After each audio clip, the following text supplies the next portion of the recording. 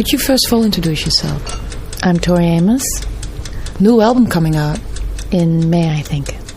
Now let's start off with standard question number 1, so we get that over with. Why did you call it From the Choirgirl Hotel? I saw these songs in a space, and the songs are, I always call them the girls, even though some of them I think are 80. They're walking around with trainers and a bottle of Geritol in their purse. But I saw them in a space, and it just became a hotel. But they're in a troupe together. I saw them sort of having their own little worlds. They have their own solar system, each one of them. So they're independent of each other, but they know each other. They hang out with each other. You say you call your songs girls. I've noticed that you also call your piano a she. Yeah, I do. Is there a reason for that? I have no idea. I really don't. I mean, there's not a lot of thought into it from my end. It's kind of instinctive. I have to give you props for your lyrics. I mean, this song where you sing something about when you only get wet because of the rain. I like the way how you sing about sexuality without being so blatantly obvious about it. That's good. Is there a reason for that? Well, I think there's so many different emotions that come up in a situation. Sometimes it's very spiritual, and yet you don't think that would be the first response to something. Like sometimes I'm watching a football match. I don't mean American football. Mm-hmm. I do mean football, soccer, and I'm not necessarily thinking about it in a physical way or a sexual way. Sometimes I'm seeing it's like another way. Instead of men having war, they've decided to have this expression.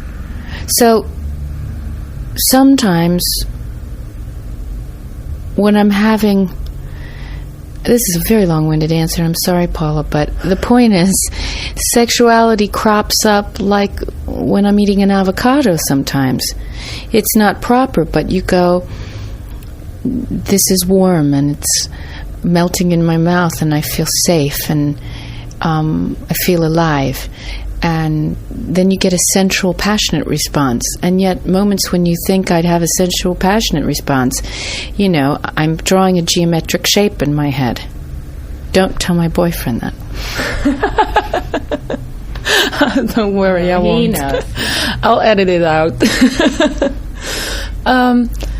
Do you find it hard to, bear yourselves in front of the world? I mean, you're so open.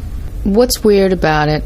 This is a choice, so I'm not complaining because I made this choice. I write songs that they're not just about me, but they're set off usually by different experiences I've had at that time. And then the songs come to me, and they're like multi-layered. And some are characters that I've observed walking down the street. They take on a life of their own. They're not just about every single detail in my life at that time, but there's obviously an element.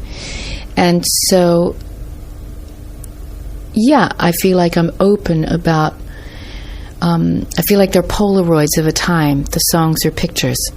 And my process is sitting right there on that CD disc. What gets difficult sometimes is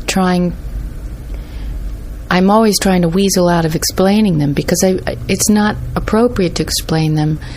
But I'm trying to also not shut people out of the experiences that might have inspired some of the work. So it's tricky to walk that edge. It's an edge.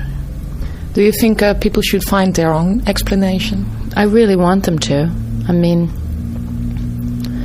and I think the songs want that. The songs really don't want me to impose a definitive interpretation. Although, like I said before, sometimes I'll say, well, I picked up a paperback book on Jackie Bouvier Kennedy. And yes, I had known I was getting married, and this tale started to spin out of seeing a picture of her in her wedding dress, and then I turned the page and I saw a picture of her in the car with JFK that day, the day he was shot. And seeing the birth of a bride, that lovely moment in that picture, and then the death of her love, no matter what their circumstances were, what was going on in their marriage. That cyclical birth, death, rebirth, life, death circle was what was coming up for me. And yet the song then takes off from there, and it becomes many, many, many different stories to different people. One thing about you, I was checking the internet and I saw all these pages, and one of them was called The Church of Tori. Another one was called, what was it, something like that? Tori's Abbey. How do you feel about that? I don't even get into that. I don't even go there. I think it's a bit of tongue-in-cheek fun on their part, and I really see it as that. I love people with a wicked sense of humor. My songs have a lot of humor in them, although some people choose not to see it. But there is,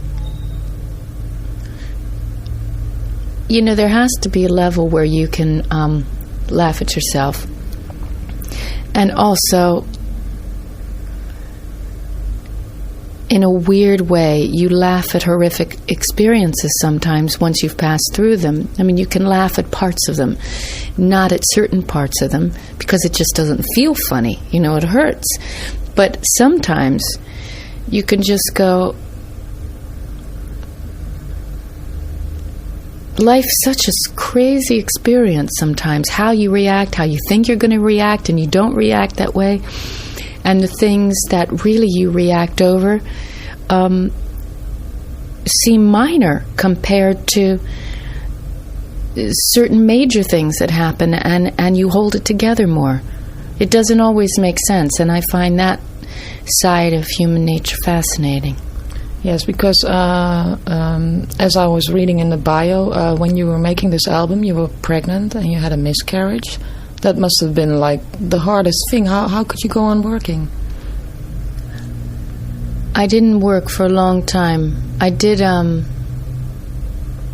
special for RAIN,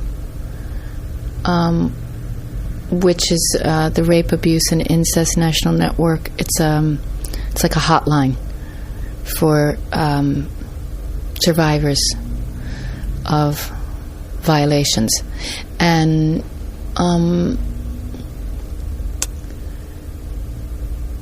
after that, though, I didn't do anything for a while. And once you can't cry anymore, I think what happens is, what happened to me anyway, was I still had the connection to the spirit, to this being. And the love didn't go away.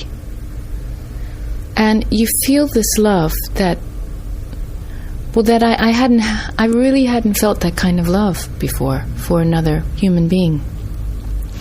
And my mother's talked to me about it, how she feels that as a mom. And I love my mother very much, in a huge, deep way. And yet this kind of protective love I hadn't experienced before. But it didn't go away, even though this being is not in physical form, and even though it might now be born to another woman on the planet, or God knows where this being has gone. But you can't go around to pregnant women, start knocking on their bellies and go, "Hi, hello, is this my favorite being in there?" You can't really do that. And so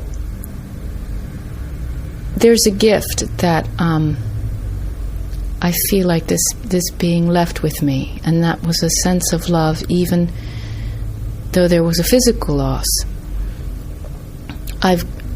My capacity to feel and feel for other people, I think, is more than it used to be. I'm more aware of other people's hurts than I used to be. Isn't it really hard, to even try and see a good point in something terrible like that happening?